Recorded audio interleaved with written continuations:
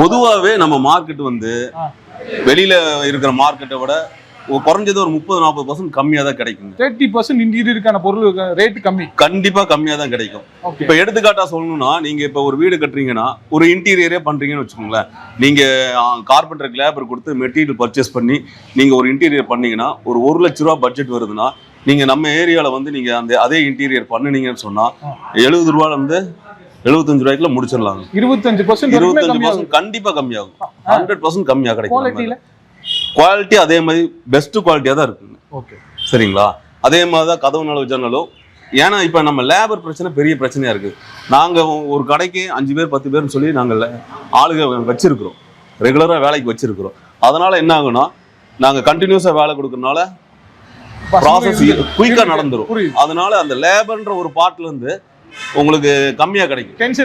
Tension free, மணி discount, டைமுக்கு delivery, அதுதான் main. அந்த மாதிரி ப்ராப்பரா பண்ணி கொடுத்துட்டு